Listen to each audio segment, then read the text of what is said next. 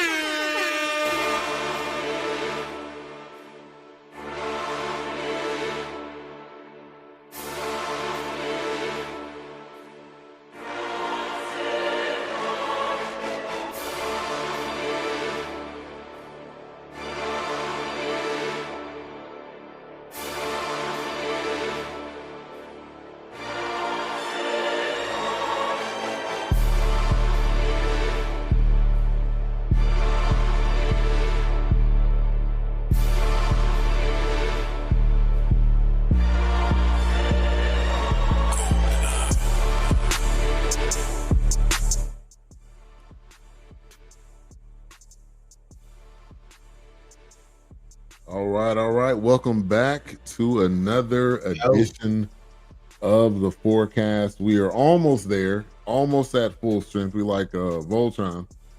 Man. Almost at full strength. We getting there. We got 3 to 4. But glad to be back. It's a mini Voltron, but yeah, all right. Hey man, glad to be back. Glad to see you guys on this platform. I see Wilkes every day, but good to see you, H-Rap. Back again with part 5 through 8 of 1971, the year that music changed everything. So, and I actually went back and watched 1 through 4, really most of yesterday while I was moving around and doing stuff. This was a real good documentary. If you love music and you love the impact that music has made, this really is the documentary for you. And it's not just okay, this is 1970s, 1971.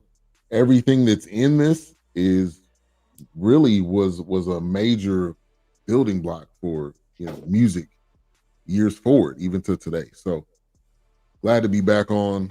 Good to see you brothers once again. All right, so I'm gonna go ahead and get my initial thoughts, because I know you guys talked about 1 through 4 last week, so I'll give my little bit of review. Man, Marvin Gaye, that whole era, Vietnam. I didn't know that song was about his brother, but that was one of the big takeaways there. And there was a guy that seemed to be, I don't know if this was just the guy during that time, maybe one of y'all can answer it, but Dick Cavett.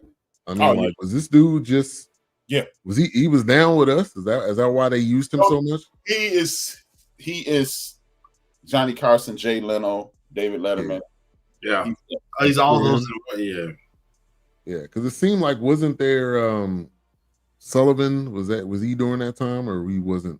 No, Sullivan is black and white 60s. I think Sullivan stopped around 71. Okay, he might have stopped right at there, or 69 or something like that. Yeah. But I would say this had so much just about culture, politics. It wasn't just really about music. It really dived into the things that we all experience, the things that we all go through. And so this was a great documentary. It was very well done. 1 through 4 was great, so I'm ready to get into 5 through 8. I mean, you can go 1 through 4. It's worth talking about some more. Oh yeah, absolutely. I'm sure me and H-Rap, we just barely scratched the surface. So yeah. So episode 1. Okay. Breaking into the whole crew that was breaking into the FBI office. And it's like music, which is still today, music like fuels the movement. Music is not just a background. Music is a part of the movement. Always, forever. That's why. Yeah. I mean, you literally got war drums throughout history. You've got people on the front lines of war, savage war, playing drums. And then it got to a point where the drums that were being played, they were away from the battle and driving the music for the battle. They're up on a ledge playing war drums. Right. I mean, in the Civil War, you got man up front with the drum and the flag walking you into battle. So, I mean, music has been a part of movements. Music has been a part of war. Music has been a part of protest. It has been a part of uprising. Yeah. It's just, it was, I mean, even throughout this documentary, like many have said, we were writing about the things that were going on around us. Right. Whether it be sex, drugs, political, war. Right. This is what's happening. So that's why they kill me when they try to weaponize that word woke. And it's just like, you need to go read the definition of what woke really means. You're conscious of what's happening around you. You're awake. Right. You're not laying down, and just letting the damn tank roll over you. Right. Right. You're not proactive. You're not being reactive. Yeah. It's like, stop. Yeah. Yeah. All right. And this really made me think of hip hop. This is really what it made me think of. Absolutely. When they talked about, this is later on, they talked about reggae, they talked about rock, they were talking about all those music forms, soul, but I was talking about all those music forms and saying, we don't really like this. The older people saying, we don't really like this music. We don't understand it. We don't know why y'all like this. And then they made a point where it was like, they were saying it may be a brother and a sister, or a brother and a brother in one household. Yeah. And one may like something, one may like something totally different.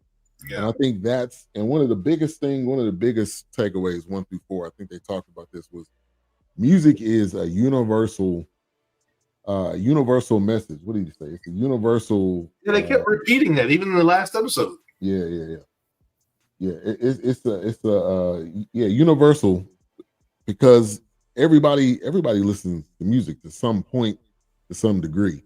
Right. But A-Trap, talk about that hip hop part. Did you get that same? Oh, yeah, most definitely, man. Hip hop is a product of all of this. Some of your biggest hip hop songs, like Slash Stone, Everyday People. Oh yeah. James Brown, Funky Drummer, is about 65 to 75% of hip hop between 82 and 92. Yeah. George Clinton, Isaac Hayes, Jay-Z. Oh yeah. Hey, that Bill Withers. That's Blackstreet. That's Blackstreet. I'm sure other people have used it too. Oh yes.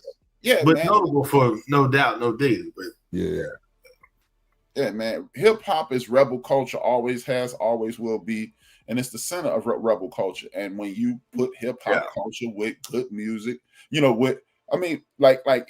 you go, this is going to be on TikTok for about the next 6 months. They celebrated the original Funketeer, George Clinton's birthday. George Clinton is on stage rapping Rakim's lyrics with Rakim. Right. Word for word. Yeah. That's what, like in this episode, or not even this episode, but the last or later episodes, Bill Withers, like he was saying, you trying to tell me about the blues? Man, I live the blues. Man, what you out of here talking about, bro? Right. What you saying? That was my whole upbringing. What are you talking about? Once again, don't try to weaponize woke and then act like it's something that's coming against you or making people crazy. No, they're being conscious. Excuse me, if you would have said that, I wish they would have tried to weaponize that when Bill Withers was. He would have cussed them smooth out. Man, if you don't get out my face, right? Man, stop. Right. Stop it. And there was one artist, I think he was in England, but he said, "What makes? Who says what music is?" And this was honestly that question was kind of a look, really for me to look in the mirror, because the music today, it's hard for me to listen to it, sometimes to relate to it, sometimes to even understand. But who says that's not music? Because there's people like NBA Youngboy. There's people that are crowding out his shows. Yeah. Young Thug. There's people that are going. I don't have it on my playlist, but there's people there's people that are going crazy at these shows. So who says what music is? Hey, Trap?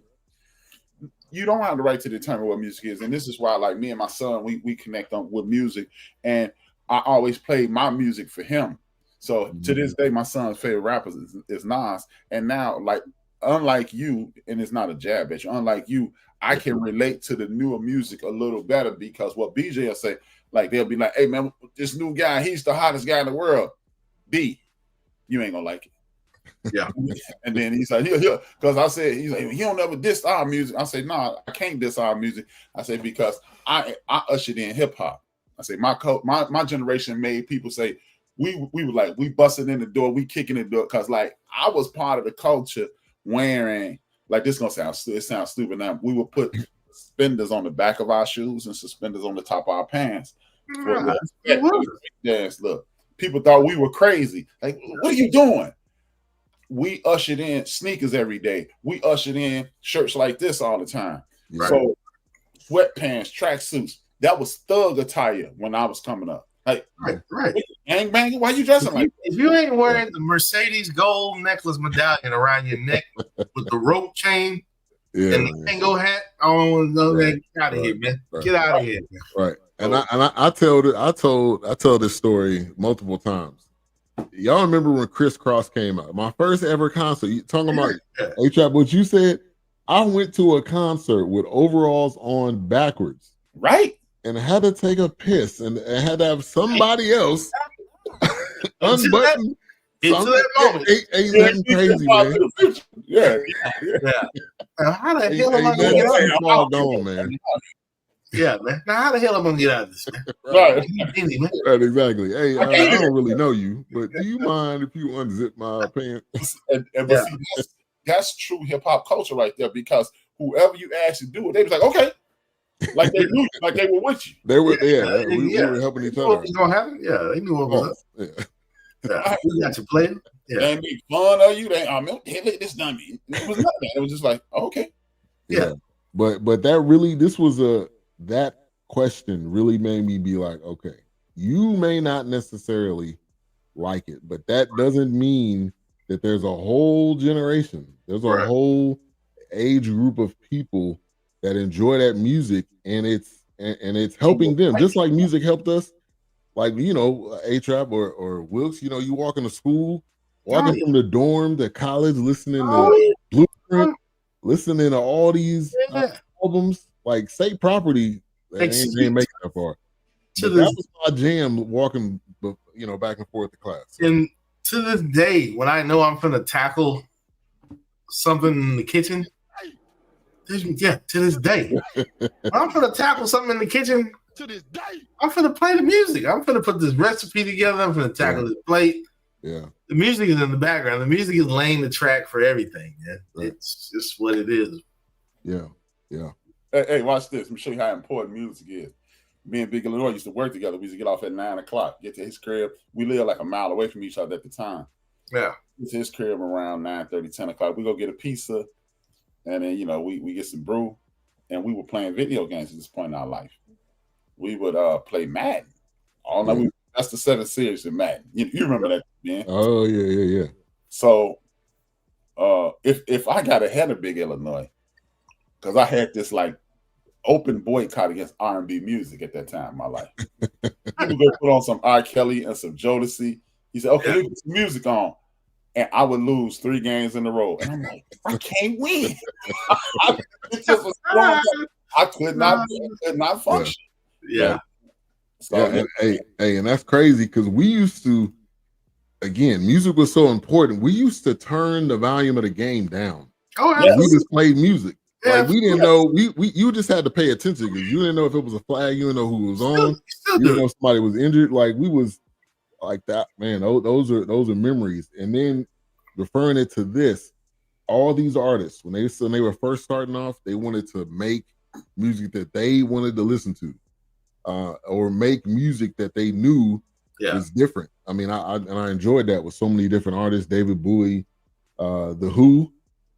I didn't know that song. I didn't know that was theirs. You know that most popular song. What was the name of it? Which one? Eminem's brother, Teenage Wasteland. Is that the name of the song? Teenage Wasteland? Yeah. Yeah, I didn't know that was him. But I'm telling you, man. But that music has been hip hop is definitely, like he said, it's ushered in because it's like they knew how to reach back. Oh man, this track is hot. You know, so we gonna take this the thumbs up. What is this thumbs up? I don't know. But anyway, yeah, we gonna take that and we gonna run with it. And now you've got like song after song, artist after artist. Yeah, absolutely. No one likes them, but Vanilla Ice remade one of the dopest songs. One of the songs that we talking about, Pressure, and it's called. People don't know it. It's Pressure. It's called Ice Ice Baby now. Well, yeah, exactly. It's the dude from Queen. And it's David Bowie. It's doom doom doom doom doom doom. Right. Like you said, all they know is Ice Ice Baby. Yeah. Hip hop didn't invent nothing. We reinvented everything. Right. We remixed it. We just hip hop is a lot of times, not all the time.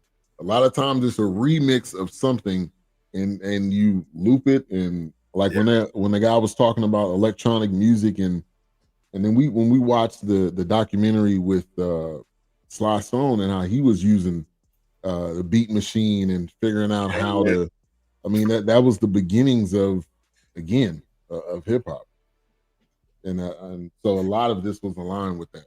Mm-hmm. But episode 5, man, the revolution will not be televised. I was like, A-Trap, I'm coming to him first. Angela Davis, Curtis Mayfield.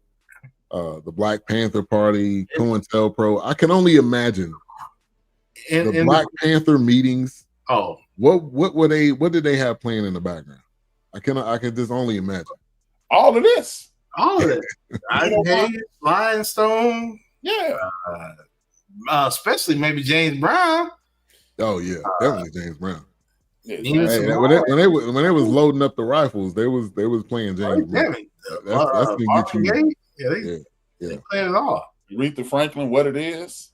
Yeah, they own it. Yeah, man. I mean, and then they was playing some George Harrison. They was playing some John Lennon too, because it was like, man, see, remember, they were the Black Panther Party self-defense, but you frequently heard them say, "All power to all people." Yeah.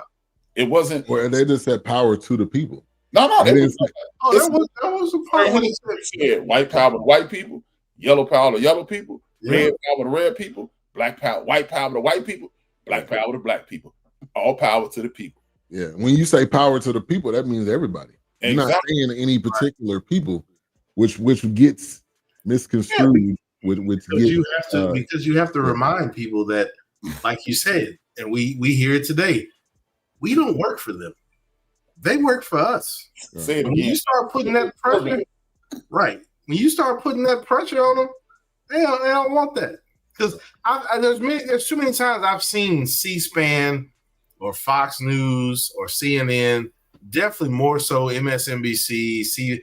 When I see a person that's just somehow that they got a chance to get into the Capitol, they got a chance, mostly the Capitol, not the White House really, but when they start engaging with those, they get close enough to get to them politicians, and those politicians make a beeline, don't want to say nothing, don't want to respond.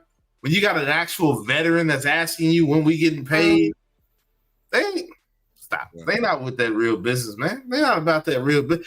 Like Pimp C said, man, niggas talk safe from a safe place, man. They talk a lot of noise from a safe place, man. Yeah. He talk all that mess, talking about, well, we're fighting for the American people. But then when somebody press you about their benefits, or when they press you with the facts, no comment. Hear it. Yeah, you running. Stop, man. You behind your bodyguard. Hey, man, it's the same wing. It's two wings of the same bird, baby. Yeah. I literally said that 20 minutes ago. I said right wing, left wing, same bird. Same bird, baby. Same bird. Stop. Hey, and shameless plug on us, man. Watching this, there's so many documentaries that we've done. Yeah. And Attica, we did one on Attica. We did one on we definitely did one on Sly. Yeah, we did one on Sly. We did the Aretha Franklin. I mean, We've done. Did we do the one for? Did we do the? Oh gosh, I can't think of his name now. But Bill Withers was in it. It was he just passed Quincy Jones. Didn't we do that one? Yeah, we did the Quincy Jones. Bill Withers there was a heavy part with Bill Withers in there in that part. So yeah, we've done most of this stuff has come full circle. Yeah. The concert was thrown in New York. Right. Let's talk about Bill Withers for a minute. Legendary, first of all. Yeah. That when they played that Grandma's Hands, like you felt soul music is called soul music for a reason. You feel it. Oh yes. It's not one of those that you just gonna I'm just gonna listen to it and I'm just gonna not feel nothing. You either gonna sing along with it or it's a memory that's gonna come back to you. And so talking about when Bill Withers got started, when he was saying he was a plumber, well, he was installing toilets, and then he said he was installing cameras. Like, I don't know about that one, Bill. In or on the toilet, I don't know which one. But it was interesting to hear him really say, like, I wanted to do what I wanted to do. And if they didn't want to fund it, I had a job. So it wasn't like I had to do whatever. Yeah. I didn't have to do, ooh, baby, baby music. I wanted to do what I wanted to do. Right. He said that already been done. I don't want to hear, I didn't care about that shit. Right. You worry about struggle out here, man. We struggle. Right. We ain't ooh, band, baby, nobody. Right. Exactly. Blood don't pay the bills, man. Who is it? Yeah. And that was in episode 7, Respect, which really touched on James Brown, the staple singers, Bill Withers, Isaac Hayes. But talk about Bill Withers for a minute, Wilkes. Yeah, I think Bill Withers was a people's person. I think he was a people's artist. Mm-hmm. You know, it was like I said, I'm just doing this music because this is my hobby. Like, I got a 9 to 5 or whatever it is. Yeah. But while I do this, I'm going to sing about what I'm dealing with. I'm going to sing about these blues. I'm going to sing about these things that are in my past and my memories. I think Bill Withers is definitely one of those artists that also he may have, I can't say, I don't know. There's nothing really that I can go back to, but he might be the one that may have started the revolt against record companies. Just like, look, I don't have to be here, man. Right. You're not, and even they said it in this. He was like, you do it the way I want to do it. Bill Withers did not want to deal with record labels. And it wasn't even, it's not a beef. It's just that I know what music I want to make. Right. And I'm not going to sign to this label and just have you tell me what I'm going to make. We're not doing doo-wop, lovey. I ain't writing that, man. No, man. Yeah. I'm writing about Grandma's Hands. I'm writing about, hey, if you need a friend, call me, lean on me. Hey, man. Lean on Me will forever be a song. Forever. Oh, absolutely. Absolutely. Yeah, it's my daughter's gonna be singing that at a school play or something one day. That ain't ever gonna die. No. I think Bill Withers is definitely he definitely is the people's artist. You know, it's like, and then like I said earlier when he made that comment, like he didn't tell me about the blues, man. I'm talking about what I've seen. I got it. What did he say? My grandfather or my uncle? Mm-hmm. He said something about his uncle was saying, like, man, this man done lived and was a sharecropper. Right. And don't talk to me about no blues, man. What are you saying? Right. My face. That's the problem. There's not enough people that's willing to stand up and not get paid. It's the paper. I'm chasing the bag. It's the bag. Yeah. What do you bring to the table? Talent. And then without my talent, y'all listening to the Osmonds. Exactly. Thank you. Okay. Perfect segue. As soon as they popped on, I was watching this with Erica. As soon as they popped on the screen, we was like, Jackson 5? What? Oh. Like the same sound, like it sound like Michael. I'm like, what is this? Get this out of here, man. Hey, but I can't front. Folks was rocking it. Folks was rocking with it for a second. If you don't get this, was this? I had to look it up. This was about the same time, right? Jackson 5 and Osmonds. It's the exact same time. Now, did they ever do? I don't know if y'all noticed or not. But did they ever do any concerts together, or they were more like? Oh gosh! They didn't have festivals back then. Oh no! We got roles in Mormonism at that time. Nah, man. Oh no! I'm like, what is this? The the dress, what they were wearing, and then they tried to make it seem like, oh, they were different. It was pretty similar. One of the bots on my phone. My bad, y'all. Oh, good. You got it. You made a comment talking about how they're going after the bag, and that was one of my questions. Where is music today? Because during that time, and obviously the music business was somewhat different. I'm gonna say not somewhat. It was different because no, it's the same crooks, pimps, and hoes. The same thing. But yeah. I think some of the like you said, some of the artists became smart. James Brown, I'm assuming I haven't heard the story of him not owning his publishing and his no matter what it is. Hell, you can look up Chubbs, Georgia.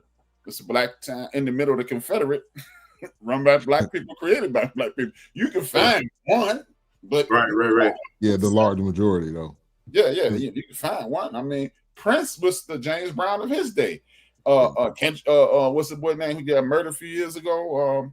Nipsey. Nipsey Hussle was the James Brown of his day. You can find them, but it's the same. I mean, but the percentage is it's the same. Look, man, look. They thought Michael Jackson came up at 35 cents a record. Oh, wow. Stop. I mean, he hit a lick. He got me. What? 5 cents. Right. But I think we do in today's time. The artist is definitely smarter today. Now they still got to take that pill though, decide which way they want to go. But all the information is there, the experience is there, the history is there. But Ben, it's always been there. Hey, see, look. I'll give you what Nori said. I ain't gonna use my own language. Nori literally said, he said, man, we knew we got screwed, but look where we were at. He said, he handed us $200,000. I live in the projects. Yeah. You gonna say no? Right. True. And that's the thing. It's just when you walk up to, I say this all the time on a program. I'm not gonna judge you when you're in survival mode.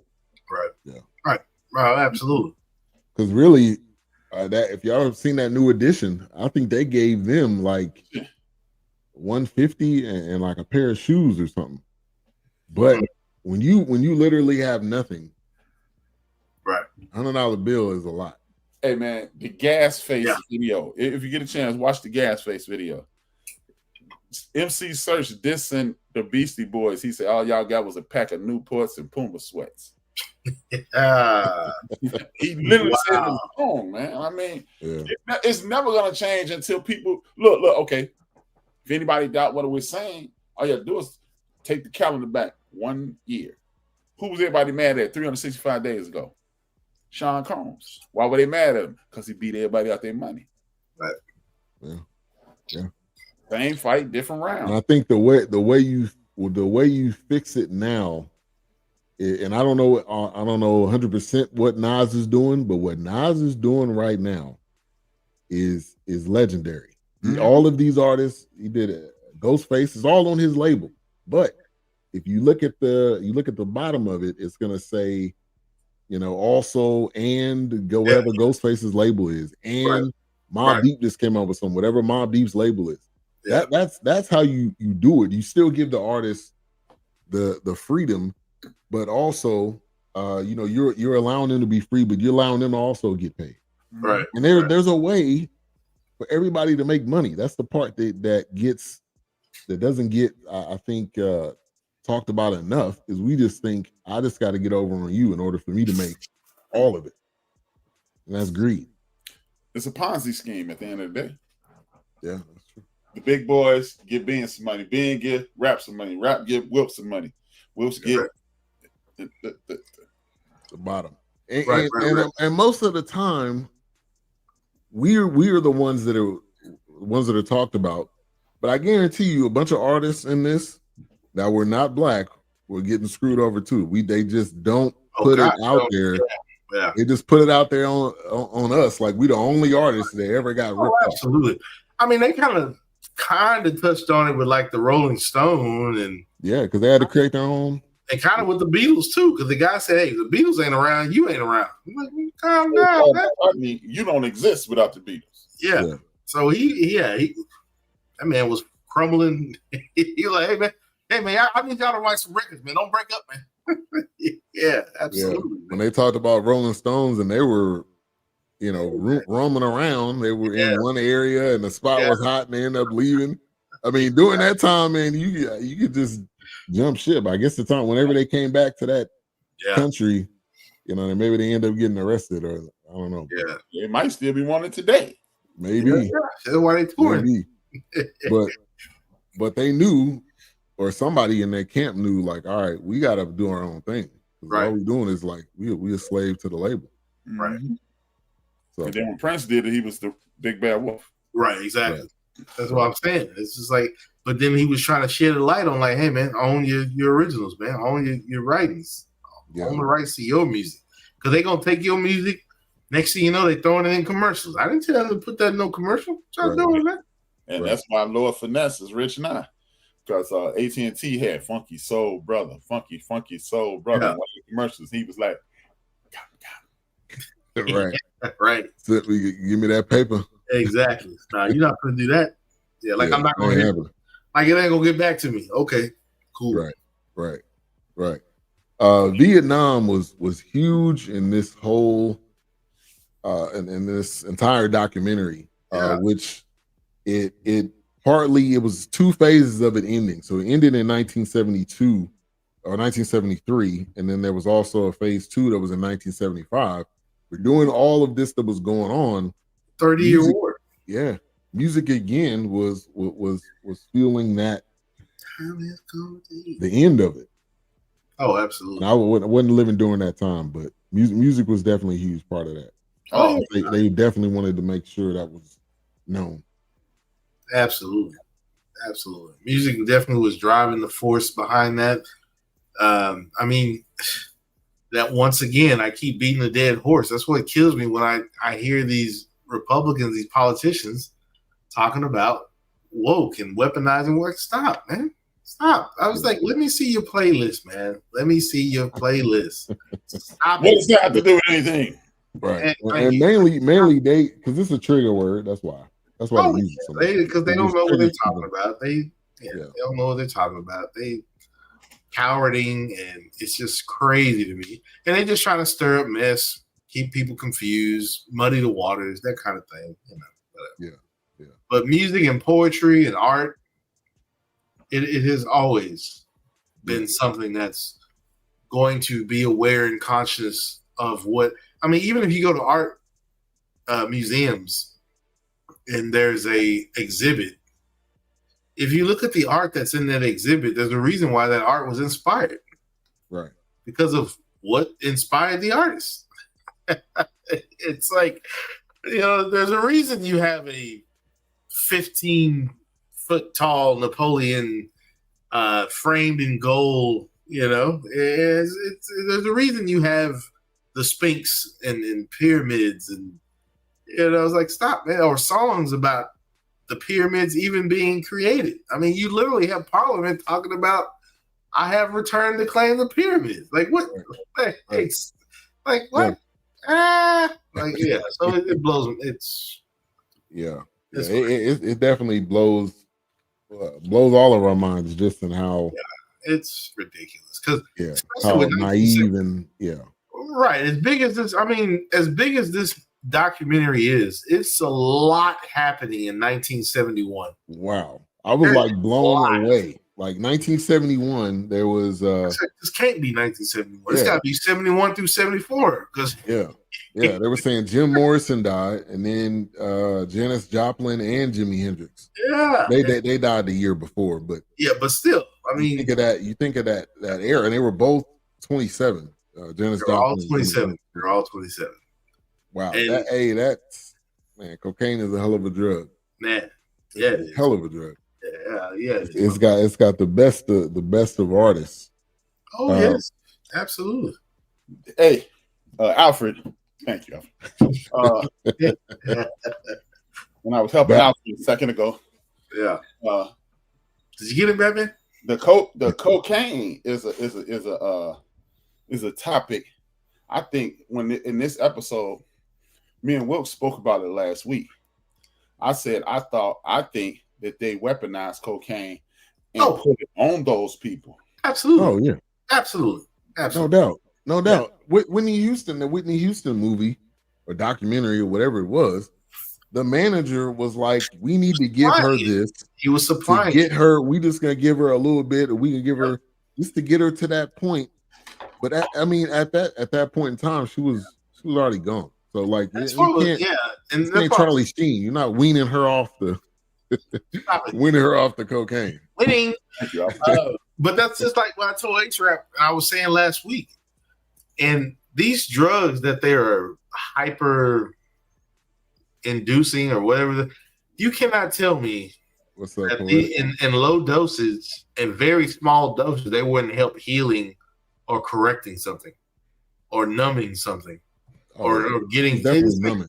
Yeah, you've taken the drug and you've outlawed it to the point of like, okay, it's out of control. But you don't want to actually try to study it and say, you know what, we could probably use this in our research. This might actually heal something. This might actually stop something. But you know what, Will? After this, I know they did. And they knew how to give it to you so it affect you, because remember, it's this one portion. They went to Vietnam. Yeah. And the dude said, we don't know what this is. And they said it was heroin. Yeah. Right. And ever since then, when they got back. Exactly. They were that was mind-blowing, because a lot of the soldiers did come back. So I'm like, they didn't come back and then became right. When they came back, they were already while they were there. Then when you come back, you gotta find somebody. Did we forget American Gangster with Denzel Washington? Yeah. Hey, forget American Gangster. Dead Presidents. Well, that too. Right. But it was just saying like that. But that's what they were trying to get over here in the caskets. Mm-hmm. They were like, hey, man. Yeah. If they taking it over there, I want to cut the middleman out. I want to bring it in. Exactly. It's like, hey, we like he said, Dead Presidents, American Gangster. I mean, that's what it was. Because if that's what you got over there, because you can't tell me. I mean, even during the Civil War, they gave the man the hardest bourbon and whiskey. They finna saw his leg off, man.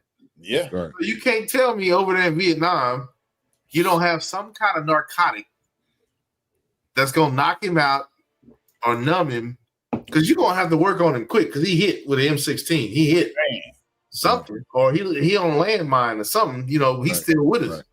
Stop, man. Stop. Well, you can't. It's crazy. And any documentary we've seen, they always say, yeah, there was this dude that was like, hey man, this will take the edge off. Most of the time it was sometimes they ain't even know his name. So yeah, He was definitely a guy from the label, probably, or it was a friend, somebody in the crew or whatever. Always that one person that says, we saw it with Juice WRLD. We saw it with Juice WRLD. I was thinking about that. Always got somebody supplying, hey man, you had a long show tonight. Right. Why don't you take this? Yeah. It completely destroyed the barge. Which again, L was like working super hard, was doing all this, and it was like, look, man, you really working hard. Yeah. Why don't you just take a little bit of this, and this will help you. And to be honest, it's over. Absolutely. DMX. Yo, DMX. You like skin, so you're gonna win. No, I'm just playing. Hey man. Hey, with the hair and everything, man. Hey, the barge was getting all the ladies. All right. When the barge pulled up, it was like, nah, bro, you too dark. Come in with us. Yeah, back over here. Yeah. The barge was getting. That's coming out next year. You go up there. Yeah. One of the songwriters, this was in episode 4, Carole King. I didn't realize, man, the amount of hits and any Joni Mitchell songs that she had. Yeah, Joni Mitchell, and had a powerful voice. I mean, Carole King. Oh my god, that was knowledge right there. Yeah, if you haven't watched it, I used to love to watch this growing up. The Kennedy Honors. Carole King is honored by Aretha Franklin. Wow, it's on YouTube. That tells you a lot, right there. Watch that performance when Carole King when she sees Aretha Franklin coming out the meeting now, Aretha Franklin got that mink on. She don't care what Peter says.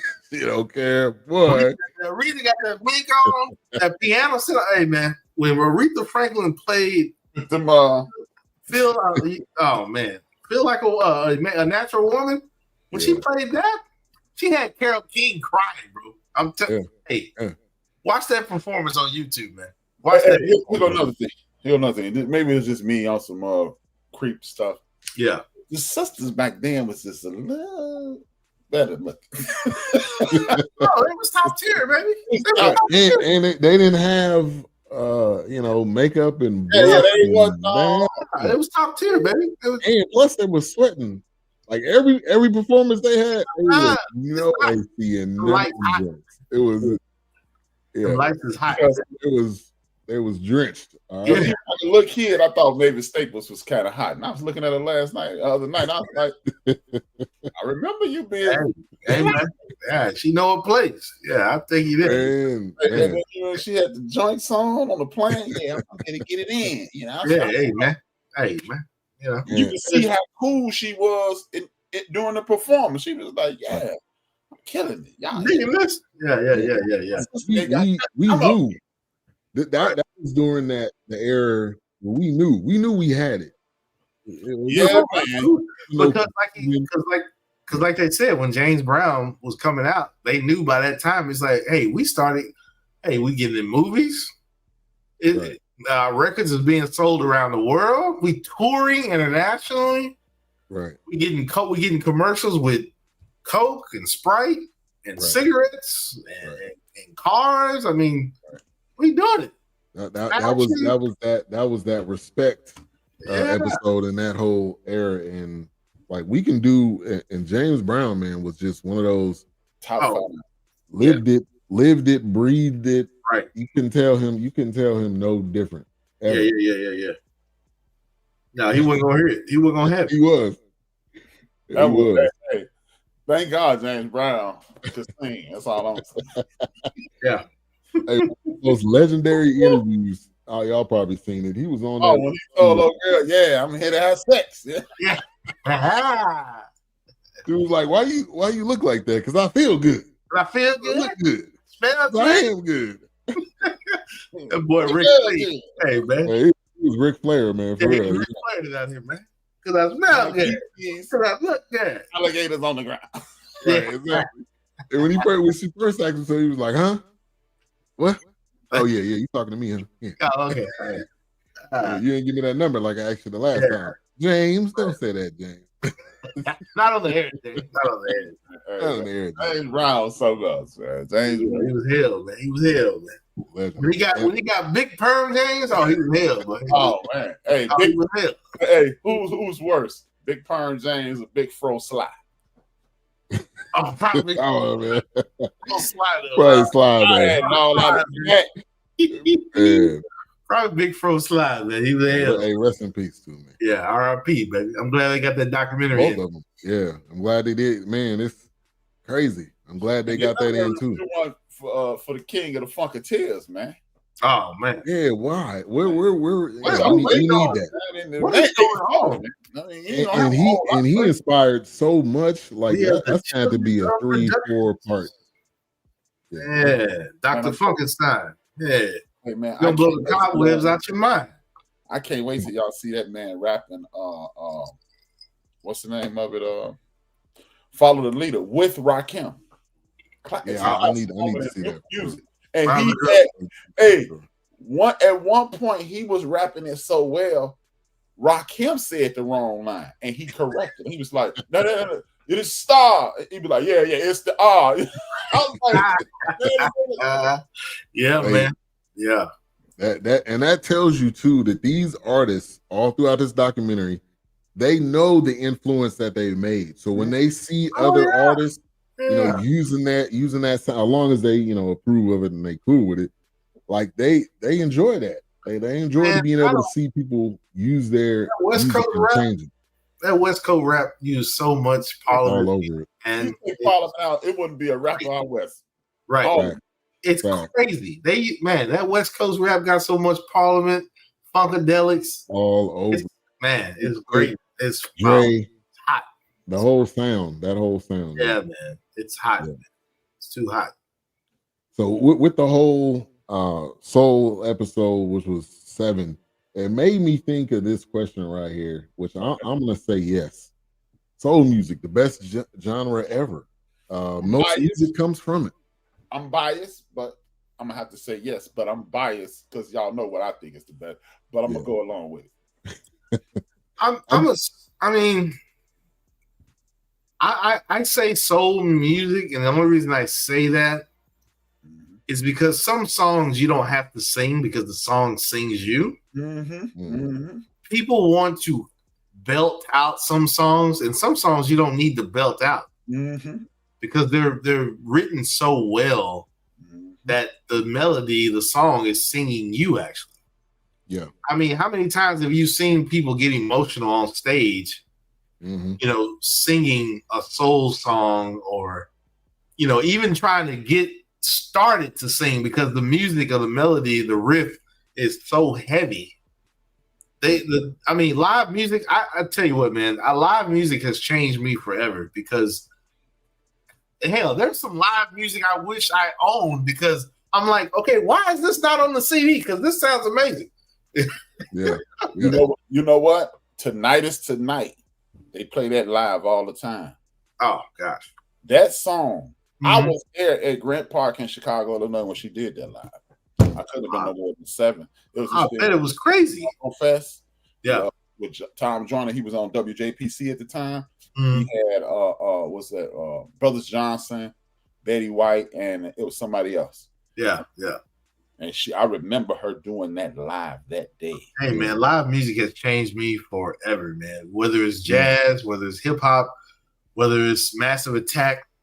I mean, even if it's progressive rock, man, live music is just it's different. I've seen some artists. It's different. And hell, Wilkes, you put me on that Ozzy Brothers Woodstock. Yeah. Oh God, that album! Yeah. Oh my God, Ozzy Brothers live at Woodstock.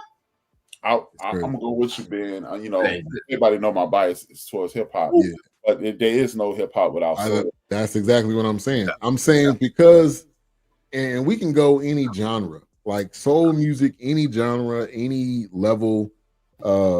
There's rock using it, but it's like the Godfather.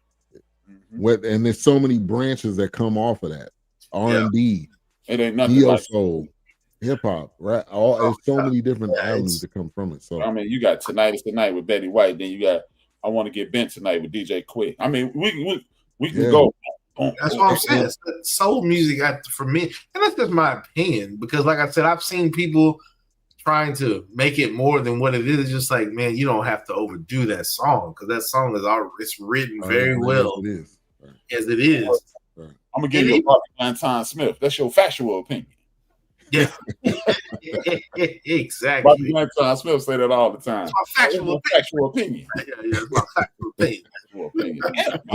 Hey, and I love the Isaac Hayes. If y'all have not, if you ever go to Memphis, or when you ever go to Memphis, you got to go to the Stax Museum. Yeah, it was amazing to walk through there. It had his on Lee Bill Street though. Yeah.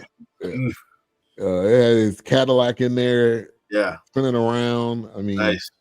Like the impact that, and when you kind of learn and see, man, Isaac Hayes was before he was his own. He was doing music for other people. Shaft. I mean, like the guy was. He was writing music, and his music has been reused so many times. Barry White, same way. He's a composer. He had an orchestra. Nerd alert! Nerd alert!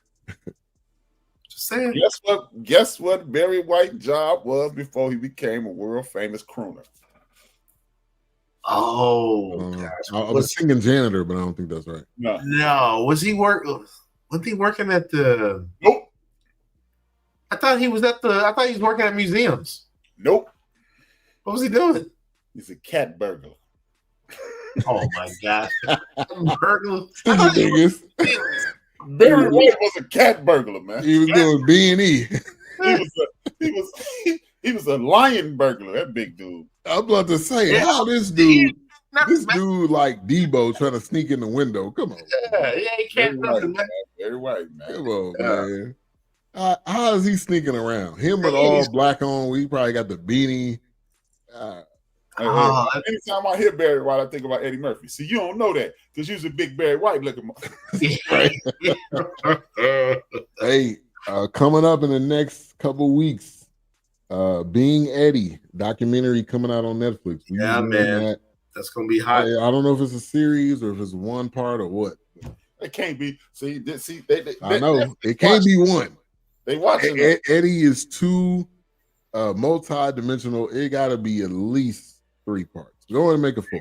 I need Netflix to do this. I need y'all to just go to his house tonight and just give him $100 million and say, "Hey, just bring it to us." Right. Because you cannot write movies for Eddie Murphy anymore. That's too much time. That's like writing a song for Michael Jackson. Right. And Eddie's in like a nice lane right now. He's doing podcast interviews.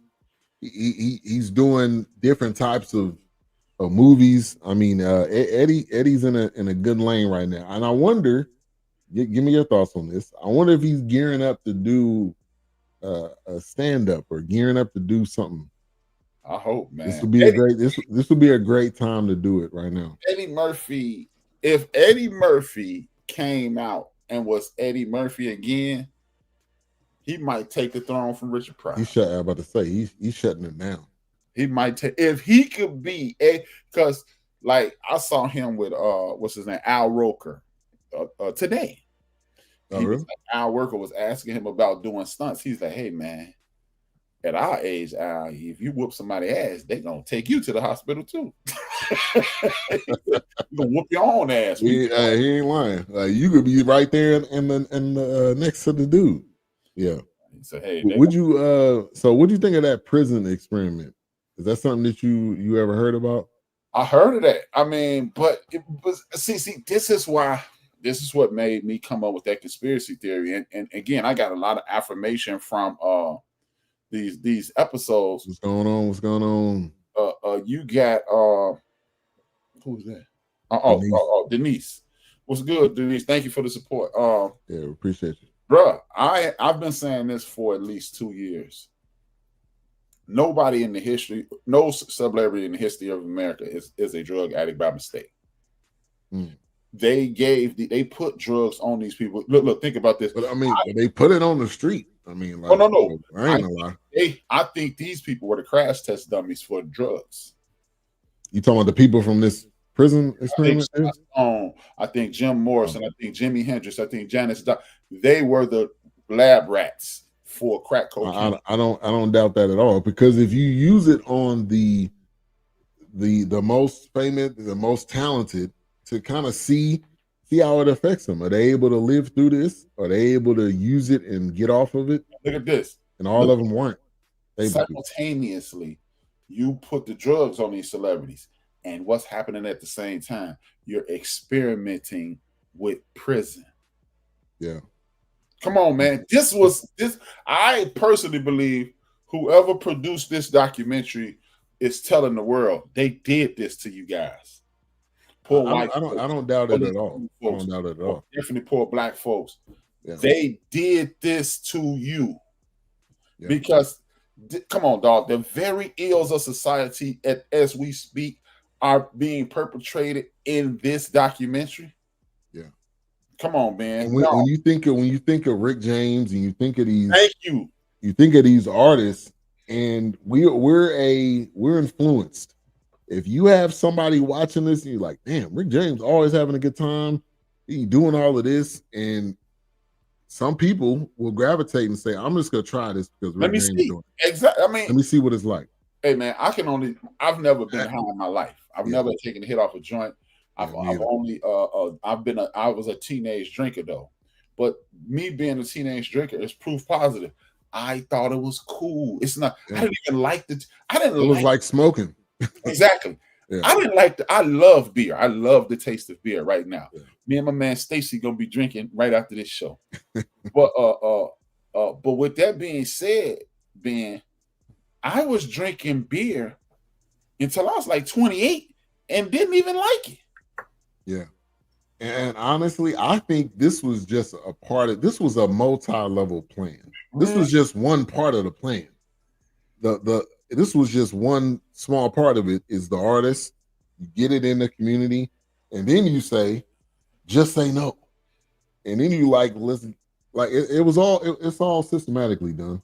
Yeah, man. I mean, and then the very next year, I forgot his position, but he was a top aide to Richard Nixon.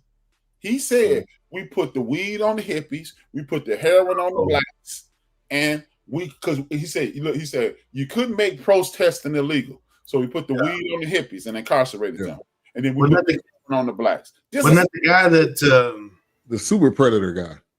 Oh, I thought the guy that was calling the super predator. Bill. What was his name? No, this is a guy who said this in 1972. I can't think of his name. I'm gonna look him up while we wait. Was he the one that said you? And it became so abstract. You can't say the N word. You got to switch it up. So now you got to say what? No, that's the dude. He said that in the 80s. Okay. So that was Reagan. Yeah. That was okay. Yeah. So you're talking about was it the other guy that? What's up, Keith? Hey, Dawk is doing all right. He just taking a break, but he just reach out to him. Just that hockey, man. That hockey season, man. It's just life, you know. Is it the guy that was the aide to him that had something to do with? Did he expose Watergate? It ain't that guy. No. I can't remember who that guy was. Let me see.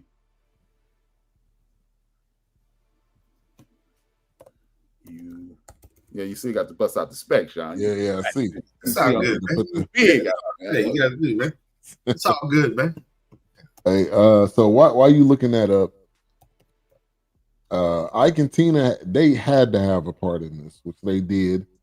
That was right around episode 7. They were trying to. I like that Ike and Tina was in this because there was something else that I watched. Oh, the Tina Turner documentary that was on HBO.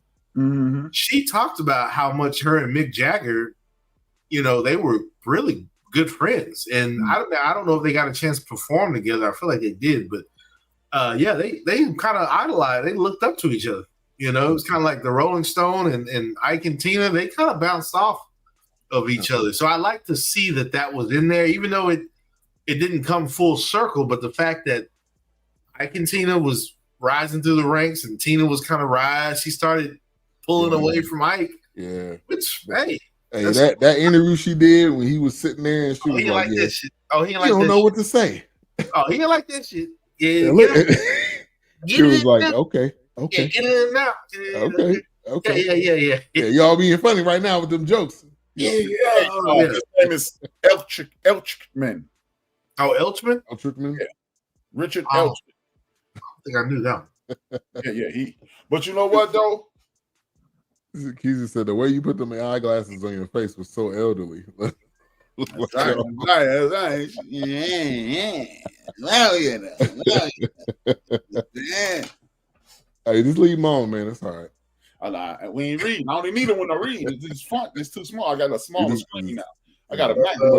Screen is small. He had to put his A-man glasses on. But yeah, man. It literally says right here in this article. It is Nixon's advisors admit war on drugs was designed to criminalize black people. That's what. Look, and before we get into that, I want to piggyback on what y'all was saying on Ike. That one she was saying, Ike don't know what to say. I don't think Ike was mad at that. I think Ike whooped on Tina because he was just. Man, I hate jealous. I think because look, when she's sitting there being boisterous, her personality jumping off the screen. I hate to say this about him, he dead, but I think Ike was like a dummy, man. I think the only thing he could do was music, and she had all the personality he wanted. I don't think that's wrong. I think because, like you said, she's charismatic. Yeah, she was crossing over. She was reaching across the aisle. Right. She started breaking through. We'll touch. She was reaching overseas. I mean, like her overseas audience is maybe even bigger than in the U.S. Right, and we'll touch on it here in a little bit. How the Skinheads was adopting reggae. Yeah, I was like, "What is that? The Skinheads? Yeah. But I'm like, that don't make no sense. She was talking. Oh yeah, he was out. He was down. Honestly, hold on. I think that was already done at that point. I don't even think. I don't know. I think she was completely separated. I don't know. First of all, he was probably high as hell. Like she had so much confidence. She was like, whatever you can try to do to me, Ike, it ain't gonna work. I don't think he was high. I think he was just the world's first international hater. I'm telling you, man. He did look like a hater. He did have some of that hater look. He was like, it was cringe worthy. He was like, he didn't know what to say. Oh gosh. There's a song. There's a song that she recorded with the new record label. Phil Spector. Yeah, when she recorded that, he already knew she was checking out because it was just like, they asking me to come record this song. Right. But you know what the sad part about him is? If he wasn't such a hater, he could have just sat there. They could have been the greatest duo ever if he just would have sat down and swallowed his pride. And now he gonna beat down. He wouldn't do it. He just wouldn't do it. And now, like, if you don't know that history, if you don't know Ike is really no longer connected to Tina. Besides when you go back in history, but Tina was like so far gone, like it was nothing he could do to even be even remotely close. But I was watching that, man. I'm watching it, right? And he like, and I'm like, my man is a dummy. Yeah. He was I control you, because think of what they said. They said he used to verbally abuse her. They didn't even mention him hitting her. When you talk down on people like that, you are just a bum. You are a self-love clown. If all you can do, hey Ben, why you got that purple shirt on? Hey Ben, why you just cut your beard down? Hey Ben, I know I wear glasses, but I don't wear no headphones. Hey Ben, and you like, God, what's going on? Yeah. And they said when they were in South Africa or Ghana, not South Africa, they were in Ghana. He was like, nobody should have went out there and performed the way she performed after she was getting verbally attacked, abused by this group. Again, they didn't talk about the physical, which we all know there was physical going on too. Yeah. But so she had to make up her face to get her like. Yeah, and she was talking about how they talked about in that song, and how, like she said, nobody had ad-libbed before like she did. Mm-hmm. So she's ad-libbing, telling him right now, like, hey man, just stop right here, man. She was looking at him. She wasn't even looking at the crowd. She was like, exactly. Nah, I'm talking to you. Right. Nah, hey, no, man. No, hey, man. Say, my boy in the back right there. Yeah. Ike was too salty to even begin to understand where Tina was going. Absolutely. When she took off globally. 100. Even in the movie, it was like towards the end, and he was pulling up to her in the parking lot like, hey, I just wrote this hit. And she's like, bro, you need to get somebody else, man. Get somebody else. Because I'm gone. Okay. Yeah. You down here on the ground, I'm gone. Yeah, man. That man. I was looking at that. I was like, that ain't physical abuse. That is just pure hate, jealousy. I ain't got nothing. I am nothing. I have nothing. I can do nothing. Yeah. So I just gotta beat you down to control you. Don't leave me. Exactly. That's what it was. Yeah. And a lot of stuff. And I was doing a time she probably didn't have anything in her name. He had the money. So it took a lot for her to run off. We all seen that scene. You get out of the car and running down in Dallas and everything that happened. And thank God for that guy that helped her. What was that, the Lorraine Hotel? Yeah. At the time, yeah. The hotel is still there, but it's not called Lorraine. Yeah, it's called something else now. Yeah, it's something else now. But the hotel is still there. Supposedly they have a picture in the lobby of her. It's a painting of her in the lobby. Yeah. Rest in peace. It was the Ramada at one point, and then it's been so many different names. But The hotel is still standing. It's still there. Yeah. Now that so Soul to Soul is the concert that they had in Africa. You think of all the artists that was on that plane. Somebody said it like, if this plane go down, that's it. Like Soul is dead. That's a wrap. Thank God that plane did not go down. A second, the day the music died. Yeah, a second. Yeah. That would have been terrible. But see, man, and see, that's why I'm telling you, dog. That's why it's propagandized foolishness that's going on, man. Because man, I've been saying it for years. And when I watch this, like I told you before the show came on, who was in the green room. Nothing short of act of God to get me to believe that what happens to major artists isn't a design plan. I saw that movie, Body and Soul. I watched it when I was 10, 11 years old. I watched it again 2 weeks ago. And the man literally walked up. It was Leon Isaac Kennedy. His thing was girls. His main man, who was his manager, his thing, he used to smoke a little weed. He said, hey, man, we got something for special people. It's called freebase. They gave this dude crack. Crack cocaine, man. Tell me y'all ain't do this. This is not a and then you'll get people to go, hey man, see, people make their own decisions. Yeah, you're right. But nobody says, you know what? That brown powder, let me boil it and put it in my arm. I know it's gonna. No, you think like the man in Vietnam said. We didn't know what it was. Hey man, what I'm saying. That's what I'm saying. We dying out here. We seeing our soldier dying. It blows my mind because it's like, okay, first of all, where did you find this? How did you know that this was gonna do this? Who have you been testing it on, and who have you been using it on? Yeah, you can't tell me you couldn't take that drug. And somehow, like I said, in small doses, you can't tell me it wasn't meant for correcting something, focus, maybe healing. It was used for something. They talk about it today, microdosing. Come on. Wilkes, Ben, Wilkes watches Karen, listens to Karen Hunter. What you tell him? Every 90 days, maybe every 6 months, it's a PhD that comes on who is an active heroin user. Yes. Let's talk about microdosing, where they only take small amounts. Still, you can't tell me it's not there to heal something. You can't tell me it's not there to correct something, mellow something out, level something out. No, you also learn how to crank it up. Hey, if we keep you sedated, if we keep you hooked on this, eventually it's going to kill you because you're going to overdose. Right. Stop, man. That's why I was telling A-Trap last week. You can't tell me on the face of the earth, the people that came before us, they wouldn't find it some way to sustain injuries, whether if they were bit by something on a hunt, whether they were hit by a spear in a war or something between other groups, tribal. Stop it. You cannot tell me you didn't find something that was, hey, this is going to take the edge off.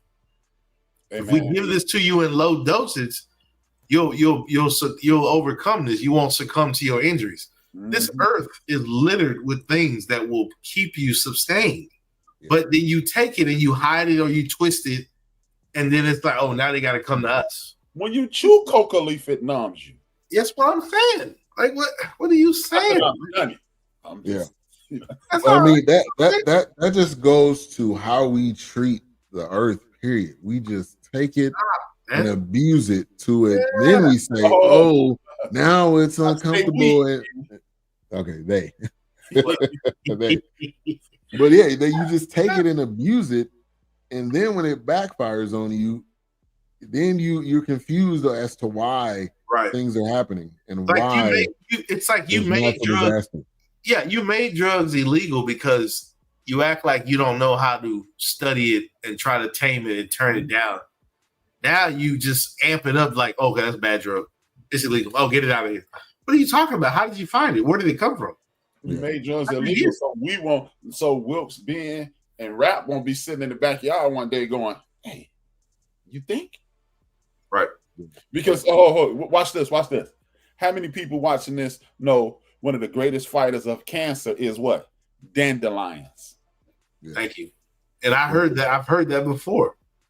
But like I said, you cannot tell me there's nothing on this planet. The planet has sustained itself this long. Yeah. Long before we was here. Stop. Way long before. Stop. You literally have dogs that eat grass because they know it's a medicine for their stomach when they have. Stop. What are we doing, man? What are we saying? Right. And sometimes they know like certain weeds or grass will help them throw up whatever is wrong with their stomach or help their stomach. Stop. Or make them move it through because their stomachs are very small. Right. So if I eat this grass, it's gonna push it out me. Man, come on, man. Stop, man. Or better yet, when you look at the hieroglyphics, you see people performing neurosurgery on the hieroglyphics. What are we saying, man? You was cutting people's head open? Right. At that 1,000 years ago? Right. Stop. Exactly. You can't. This earth it's because you want to take those things away from the people now, and now you got to rely on me to get what you need, man. You don't want to go out there and get a few leaves and grind them up, and add this and add that and some herbs, and now hey, drink a little tea, drink this. Hey, it may taste terrible, but nah. Now you gotta take this medicine, right? Man-made in a lab, and that's supposed to be better than juices and berries. Right. Even though we gotta talk about this, but I was watching. I was one of the rare times I was watching Charlamagne the Clown in the Breakfast Club. They had Cam on there, and he has a sexual enhancer. And Cam said the dude from Africa told him, he said, that's the watered down version. If you come over here, I can get you the good one. Yeah, and he'd have made $10 million off of it. Yeah, that's what I'm saying, man. That's what I'm saying. It's like, stop. Like, you can't tell me. We literally have South African scientists helping somebody hear with a 3D printer. You don't get this man his hearing back with a 3D printer. Thank you. What about the lady? She had, due to her diet, she had gone blind. She moved to Ghana 6 months later. She could see. Yeah. That's what I'm saying. Right. Like, stop. Like, what are we doing? And that leads me to this. The biggest lie ever told on us is that we were dumb. They went over there and they just brought it. We didn't know what was going on. We were dumb. We were stupid. We had to be taught. Like I've always, biggest lie ever told. Yeah. Oh yeah. Growing up, if you want to hide something from black people, put it in a book, because they swear black people don't read. Black people don't. We go all them school books, dummies. We read all them school books. What do you mean? Facts and truth. Yeah, I got lit tonight, man. I got lit tonight. I got to do it. I got to do everything, man. I got 3 chapters, man. I just read a book tonight called "Heal Thyself." Yeah. Oh my gosh, we got so many. I grew up around books. Library card was a must. Not even half. My mom has most of them at her home, at her house, her parents' house, where she grew up. She still lives there. I have books downstairs that my grandparents. They kept me in books. Yes, thumbs up. Yes, they love you. They love you again. They love me again. Yeah, they kept me in books. Hell, when you turn it, I can't tell you how many times I've stumped my toe in that damn bookcase in the hallway. But guess what? When I stumped my toe on that bookcase, it made me stop. I'm like, oh, well, right. You lean down. No. Right. Hey, man. When they went to Africa, and one of the artists said, when I got off the plane, and they said, "Welcome home." Ooh, that had to be powerful. Stop. And why all places of Ghana? Because that was the gate of no return. So of course, absolutely, it's the point of no return. Yes, right. Ghana. Hello, Ghana. Yeah, right. It's what? My neighbors right now next door, Charles. They're from Ghana. Hey, well, ask them this to confirm it. You can tell them next week. Ghana is the first country in 1994 to rewrite their constitution and apologize to black people in the Western Hemisphere. Trust me, Charles. Trust me. I'll find out and let you know. They already want me to go back with them when they go visit. He's like, man, we got to take you to Ghana, man. We got to take you. February. They say the best time to go is February. And then they mentioned it in this that they were when they gained their independence from Britain. From Britain, right? Did they mention that in this? I think they did. They did. Yeah, they did. Last episode, the last episode. Mm-hmm. Yeah. And yeah, Ghana. I mean, it was one of those things where it's just like, my neighbors, like I said, they're from Ghana. I can't tell you the stories I've heard just living next door to them for the past 5 years, and I've asked him, even, and I know we're kind of off subject a little bit, but I've asked him, like, so how is the race relations over there? He's like, they cloud your mind here in the United States. They want to keep you busy with that. But he said over there, we don't care about that. Nobody's talking about it. Nobody's focused on that. Right. We live in life over there. He's like, we're moving on from that. But he said over here, they try to keep you tripped up, right, with things that they keep. It's like a Tower of Babel. We're gonna kind of try to. We got to muddy the waters because we don't really want you to understand that we're all trying to live together and be one. Right. Oh yeah, no, I Charles, when he talked, I listening, man, because Charles got that knowledge, man. Yeah, that's the wisdom. Yeah, I'm listening, man. Yeah. So I'm like, hey, mind blown, because Charles dropping knowledge out here, man. He said, oh gosh, he's like, you go to Ghana, you don't want to come back. He's like, it's just ridiculous. He's like, the culture is different. It's beautiful. The way of life is different. I mean, he's got a house that he's building right now in Ghana. When he showed me this house, I'm just like, that house is ridiculous. But it's nothing. It's nothing over there. My cousin Michi just bought a condo, 4-bedroom condo. And you ready for this? $15K. Easy. Trust me. Like I said, my boy Charles next door, he's like, look at my house. I'm building my house right now. I'm sending money back home to my country. Right. I don't expect him to be my neighbor too much longer, but I mean, while he's there, I'm gonna suck up all that knowledge. Yeah. I used to have a buddy named Mr. Manu. He was like that. He put me on to Ghana. Yeah, Ghana, Logos, but definitely Ghana. Oh gosh, yeah. Oh man. Hey, I was just funny when I was mostly Nigeria on my ancestry.com. Yeah, not surprised. It's so, you know what? I don't know about you guys, but when you encounter somebody that's an islander, West Indies or African, it's almost like an enlightenment. Almost, it's almost it's like a breath of fresh air. Like something different happens, and it's just like, wow! Like your mind, it's almost like something clicks, and it's just like, God dang! But it could be that fiber, it could be that string of connection, that DNA, that separation that's there. We're all connected. It just I'm listening to Charles. I listen to his wife, his brother-in-law, and I'm just like, God dang, like this is crazy. Like it's just mind blowing because it's one of those things where it just feels like it connects you, and you just listen. Because I have a friend up in right now in Brooklyn. She's from Trinidad. When I listen to her, of course it's hard. Her accent's so thick, but that's my girl, man. But when I listen to her as a kid, when she talks about as a kid and growing up and living here and just and talk about home, I'm just like, man, it's you be finding yourself hating a little bit, like don't talk to me. Yeah, because it's like it's like they live in a different world. It's like because which they do because the culture is different. Right. The islanders it's just like, God dang, like what is happening? Yeah. Because like my neighbor said, they try to keep the waters muddy. Mm-hmm. They try to keep you with confusion. That's always been the game plan. They try to keep us distracted. Yeah, man. It's insane, man. It's crazy. So when all those artists, went over there, it was enlightening to a lot of them that they interviewed. And I think that was probably a big moment in their lives that kind of changed or even helped them continue to move the direction they were going. Oh, I bet. And I'm going to say this in A-Trap, mate. I know, and Ben, you might too.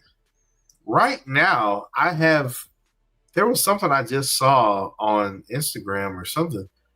Like Africa, which we've said this before, they're steady building a relationship with China. Mm-hmm. Yeah. When it comes because Africa has these resources, they have these minerals, they have the farmland, they have these open air. They're steady building relationships with China slowly but surely, and Russia, and Russia. And the thing is like, hey, this is what we got. Whether it's cattle, whether it's grain, whether it's resources, whatever, fabric, material, anything, minerals, definitely minerals. Oh yeah, there's a lot of that. Yeah, I've been keeping an eye and I've been watching, and I've got an app that I have on my phone, but because I'm really curious about this relationship that it's like, why is the United States not trying to build? First of all, you built ships to go to that continent to get my ancestors, but yet you don't want to try to build a relationship with the continent that you. Okay, all right. Because if you even, they leave. You coming to us. Matter of fact, you came and got the ancestors because you couldn't grow rice properly. Right, exactly. You Exactly. couldn't figure it out, so you had to get the dumb people to come and teach you how to do it. Come do it. Stop. Right. You had to sell the seeds wide because you couldn't grow yams properly. That okra that you want to eat, you couldn't grow that right. Right. Stop it. You couldn't build structures. You couldn't build sound structures. But when I was yourself either. Right, but then when I was studying hoodoo, you want to try to change it to voodoo and then make it something that's evil. Okay, yeah. Okay. Then when you look up the word magic, you look up the etymology of the word magic, it's something totally different than what you thought it was. Right. Stop. Yeah. Okay. Cool. You know. Hey man, like I said, once again, being conscious. Yeah, being conscious and being awake of your surroundings, man. It's like stop, man. It's like why would the United States not build a relationship with a continent that you robbed from? Okay. Because then you got to admit wrong. And when you admit wrong, there's a price to pay. Right. Right. Oh, absolutely. Hello, reparation. Oh, my bad. It was stuck with me too, bro. Man, my bad. Probably some privacy miss. Clear that up. Robotus. Yeah, clear that up. Now, right, man, so, that I-45 concert, man. that white lightning. Yeah, Hey. Yeah, that stuff will cure everything. Man, clear you up. You good. You got a sore throat, that thing gone like that. You knocked out and that Y'all both knocked out. You can't laugh. It's a bonus. I got $5. Hey, hey man, you locked out. There's no weapon, man. Texas, I snuck some. Well, no, time before that. Well, for the Juneteenth thing. Yeah, that's something on. Yeah. Hey man, no weapon, man. No weapon. That I-45 gets you right, man. Yeah, buddy. Man. All right, so let's go ahead and get round this thing out. Episode 8 was Starman, which was kind of was that David Bowie's nickname? Is that what they call it? Starman? That was his alter ego. He had to stay. He had an alter ego. Which they also talked about reggae, which was at its beginnings, and they had the quote from Bob Marley, like reggae is a revolution, is a dangerous music. He said. Oh, absolutely. The wokest music. Yeah, I'm teaching you to rise up. Right. People don't because it's got that beat to it. You think it's like excuse me, the war drums. The war drums. I'm teaching you to rise up, man. Yeah. I was just about to say, people don't think too much in that song. I shot the sheriff, but I didn't shoot the deputy. I shot the higher up, and I gave the other dude the opportunity. That's what that's really saying. I gave you a chance to redeem yourself because I took this one out. Right. He was at the top. Yeah. You didn't have to die, but you will. Right. Yeah. Stop it. Don't make me regret this. That's what he was saying. Yeah. Right. Man, so the final question of the night. Has there been another year where music changed everything? Like this? I mean, there was so much that happened in this year. I mean, maybe live. I think there's been years or decades. The 90s definitely kind of changed. Yeah, because Live Aid was 2000s changed music. Live Aid, I don't think so. Because Live Aid was only a moment when they had that concert. That was just a moment, but a year to roll. This, if you look back, this had to have 8 episodes. That's a lot going on in 1971. There's a lot happening. Crazy. Sexual experiences, drug experiences, right? Governmental experiments. Yeah. Yeah. Politics, society, culture, all of it. I mean, that's a lot happening. I don't think so. Unless we haven't noticed, but I don't think so. I think there's been, like I said, decades. Because you think of the 90s, what the 90s did to music. It was so much music that came out during that time. And then you look at the 2000s with Atlanta and how they... but those songs weren't rapping about like Desert Storm and Desert Shield. Those songs weren't rapping True. about Bush. Exactly. Those songs weren't.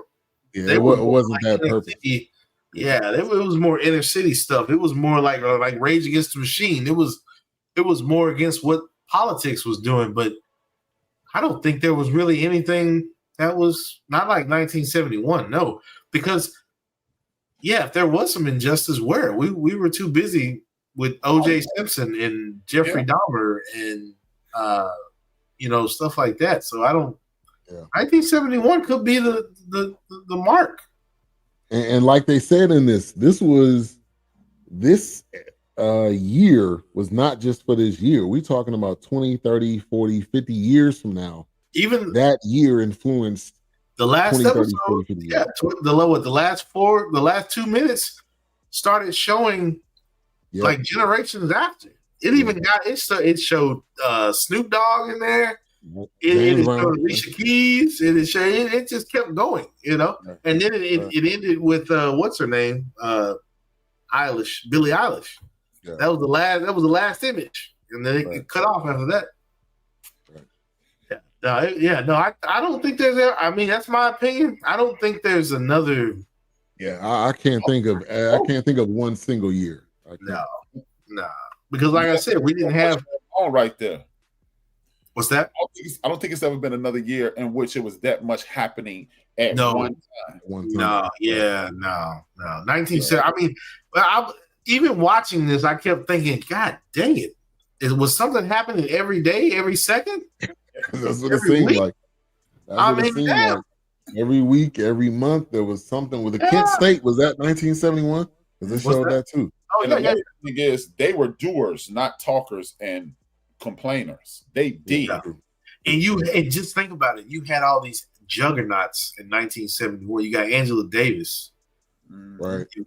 You've got John Lennon. You've got Tina Turner. You've got Elton John. You've got David Bowie.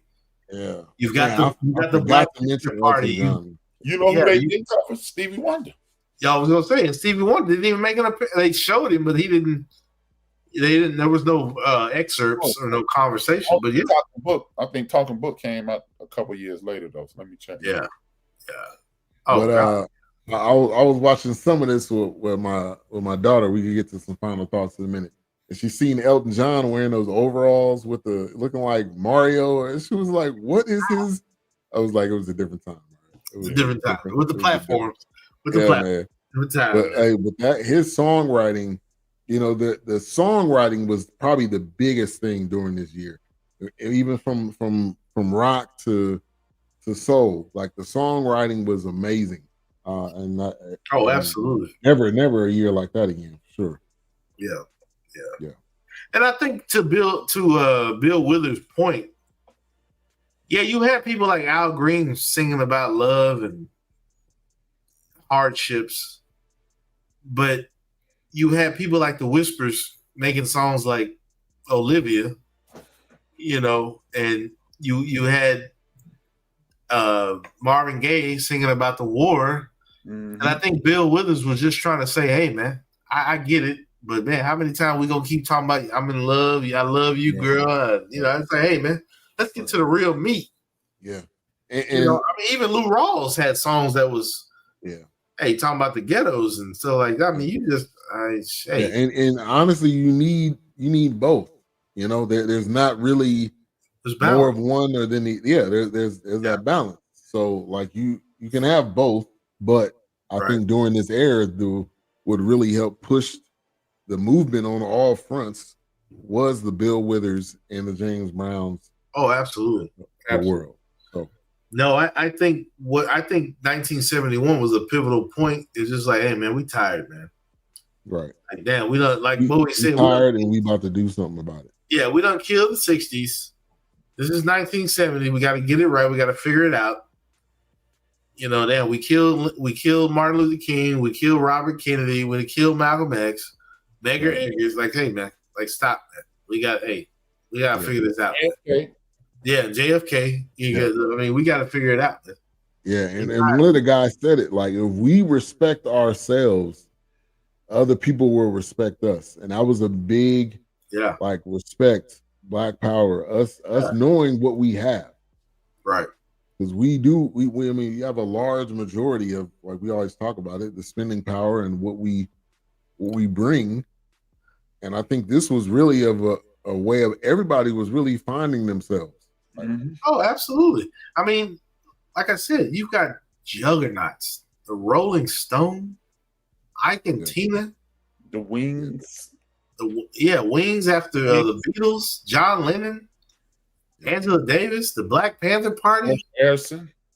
Yeah, you got juggernauts. And we didn't even talk about the one cat, George. What was his name? George. Bob Dylan wrote a song about it. Yeah. They killed it. About it. This is the same time that Bob Dylan wrote that song about Hurricane Carter. Yeah, man. This is the story of a hurricane. Juggernaut music, man. Yeah. I mean, like I said, 71. When I was watching just the first episode, I was just like, it's 8 episodes of this. Wow. There's a lot happening. There's a lot. And then we didn't even talk about that Oz magazine or what. Oh yeah, we didn't even. Oh God. Or Alice Cooper. Alice Cooper. Yeah. I mean, there was so much in this. Yeah, because why did the British people all of a sudden started turning so sexual? Like, what's caused this? Like, what's happening? It was. I mean, Benny Hill was. It was just like, bro, it was crazy. That was just what they did. This was around the world. Right. Yeah. Was that age rap? That was around the time of Austin Powers. So, Yeah. Yeah, pretty much. Like, damn, man.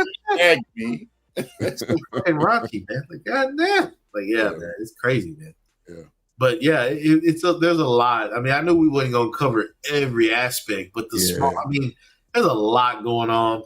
I mean, this was really good. I mean, honestly, it probably could have made 10 episodes, but I'm sure there's some things they left out. This could have been a book. This could have been a box set. No, but it doesn't say season 1. It does. Yeah. It does say season 1. It may. I mean, you still got a lot of stuff you can get to. So you got 2. Right. Oh, absolutely. Because it rolls over. It continues. Right. You're still fighting. You're still trying to fight injustice. You're still doing a movement. You're still writing songs. It's like Nina Simone didn't even make an appearance in this. That's what I'm saying. Stevie Wonder, Simone, Fannie Lou Hamer. Oh yeah, they didn't even make an appearance. They didn't even show Nina Simone.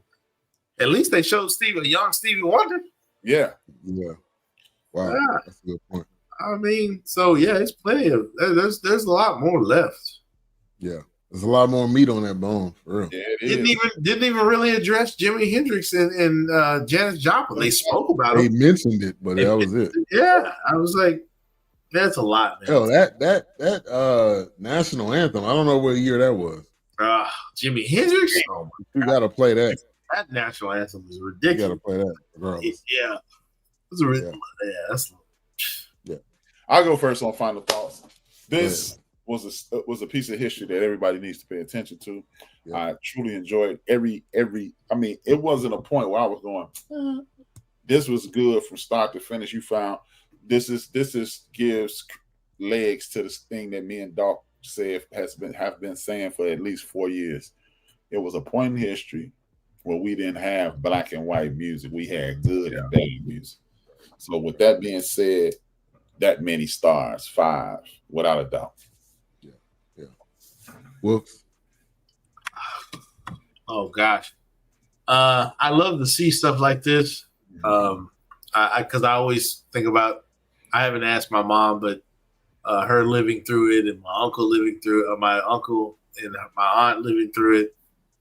Oh gosh, I can already hear my uncle right now. He'd be telling me all kinds of stories, but I like to watch this stuff when I relate it because I still, most of us probably also too. Ben, H-Rap, we have somebody in our family that lived through this and was in the moment, that went to the skating rink, that went to the drive-in movie theater, that went to the house party, that went to the basketball court. So, this always makes me want to like that teleportation kind of thing. So no, I have to give it a 5. I know I give it a 5, but the final thoughts, I think it's done very well. It's just beautiful to see this. because, like you said earlier, most of the things that we've covered are pretty much in this documentary. Mm-hmm. Mm-hmm. Learned, like I said, to this day, I learned something about John Lennon. I didn't know that the FBI was tracking him like that. Yeah. I didn't know he was on the hit list. Hey, he was hot. Like everything he was doing, it seemed like they were all over him. Even back in London, where he was protesting about the Oz magazine. Yeah. He out there, got the bullhorn. Hey, man's always been the public enemy. Yeah. So, I learned some things I didn't know. Love to see it. I thought it was done very well. I love documentaries like this, because it's like they push that limit where it's like, man, you don't even know what you're getting into right now. Mm-hmm. So, like I said, for me, my mom living through it, my family living through it, your family's living through it. Love to see it. So I enjoyed it. Yeah, I agree. I agree with both of you guys. I watched pretty much all of this yesterday and today. Yeah. And it's just really, this is music history. This is one of those that you need to watch in music class everywhere, because it was history class too, because absolutely, it not only talked about music, it was the politics, it was the culture and everything that was going on, and how music forms and pushes the movement and pushes the culture and pushes the limits, like you said, Wilkes, for change. So absolutely. And I said this last week. When I did an AI search, or even if you just Google it, doesn't even have to be an AI search. The only reason I did AI because they kind of get straight to the point. They pull out snippets. If you look up the Nixon administration, look up the Trump administration, even AI said it's not to that extreme. It's not to that point, but there are so many nuances that are pulled from that playbook. Yeah. When you read through it and look at it, you're like, oh, jeez. Yeah. I mean, even in 2016, when he got in, I mean, there's so many pages from that Nixon playbook that this administration is using. Oh, yeah. And that K-State is the biggest thing. And I want to say this because it's a funny thing. That was crazy. When I saw K-State happening, well, a few days before we covered this documentary, they had there was something on YouTube back in like late August or late September. I don't know who he was. I don't know if he was a professor. He was an ex-professor or military personnel. I want to say it was late September. He said we're literally a gunshot away from another K-State. I hadn't watched this documentary yet. The man made the comment before we even talked about watching 1971. Yeah. He said we're literally a gunshot away from another K-State because you're deploying these military persons, the National Guard. You're talking about the violent wars. Stop. So, yeah, it was mind-blowing. So when I saw that episode, because I started the episode immediately when we mentioned we were going to be covering 1971, I watched the first 30 minutes, but that first 2 minutes, 3 minutes, when they got in the K-State and the National Guard was opening fire on them, I was like, oh. On citizens. Right. On U.S. soil. Yeah. Like, what? Oh, man. It was, this documentary, man, I'll tell you, I loved it. It's a 5 for me. I enjoyed it. I love looking back. Yeah. Yeah, this is an easy 5. Again, man, this is history. Yeah. This is history with music fueling it. Oh, yeah. Yeah. You know what's funny? Remember when we first started? I'm sorry, man. You good? We would never thought we did Exterminate the Brutes. Yeah. We would have never thought we would be giving out 5s like this.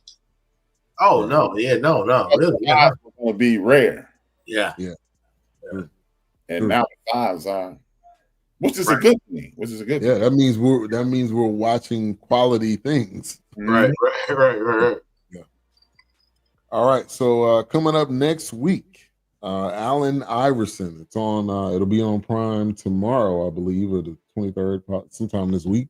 I'm gonna have to go buy me a sleeve. Yeah, man. Yeah, it's a 3-part series, so we plan on doing that. All of that next week. Allen Iverson, man, it's iconic. Like he was NBA and hip hop mixed together. Oh, he was the bad boy NBA. They didn't want to see coming. Yeah, that minute, real quick, that minute he crossed over Jordan, I was like, oh, of course Rodman was there too, but they didn't want to see that coming, man. Allen Iverson, when he crossed Jordan, I think a lot of people was like, okay, yeah, when he broke his ankles, he's not here to play around. He's here to take over. What's up, pops? Yeah, oh yeah, right. And that's the funny thing. He idolizes this dude and was like, yeah, all right. That's your man. Right. Yeah. This your man? This your king? Yeah, whose man's is this? Right. Yeah, whose man's is this? He with you? Yeah. Get the gabagoo. Yeah. That Breakfast, if you get a chance, watch that Breakfast Club interview with him. Definitely. Today on the end of the bench.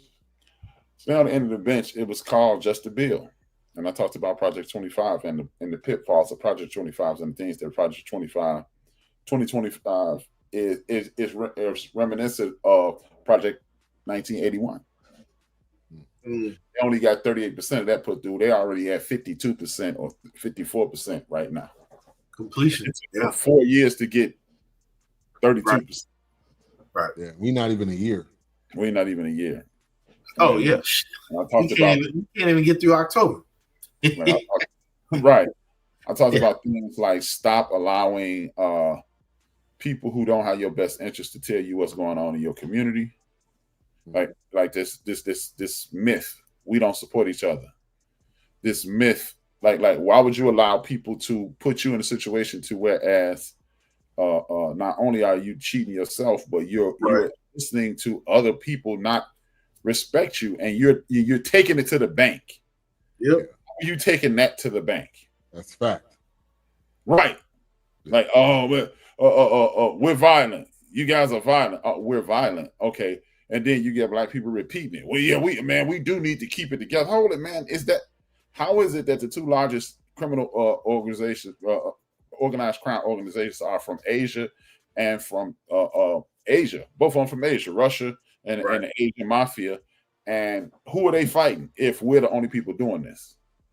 And then the number three is the cartels. So again, who are they fighting if we are leading the world in self-hating acts? Right. Oh, absolutely. Like we've said before, what do you think Hitler got the playbook from? Ooh, say it again, Wilkes. What do you think Hitler got the playbook from? Like, stop. Say it again, Wilkes. Because see, people don't hear that. They heard what you said, but they don't hear that. Yeah. They don't hear that. They're not trying to hear. What do you think you got the playbook from? What are you saying? Like, what? Right. But then we want to rush over there real quick. Oh, we got to stop this tyrant. Excuse me. Where do you think he got the playbook from? Right. Let's see what we got today. Oh gosh. Let's see what we're gonna use today. All right, that one's pretty bad. Let's go ahead and use that one. That one's pretty bad. Go with it. Still on those people. Yeah, right. Stop. Yeah, cut it out. Stop. Because here's the funny part about that. You invade France and you destroy their artwork, you destroy their way of life, you destroy their culture. Mm-hmm. Let me see. I'm gonna build some ships. I'm gonna sail over to Africa. I'm gonna bring you back, but I'm not bringing your artwork. I'm not bringing your culture. I'm not bringing your. Oh, never mind. Never mind. Sorry. Sorry. My bad. I mean that. I'm not bringing your fabric creating skills. I don't. Okay. Whatever. Sorry. Never mind. Yeah. Sorry. Move on. It's a lot there, man. Yeah. A lot there. Like Killmonger. Hey, ain't he? Yeah, thank you. Yeah, this your king? Huh? Right. Stop. It's just fucking crazy, man. And we just sit back and watch. That's the true sad part. We sit back and watch, and then put it on.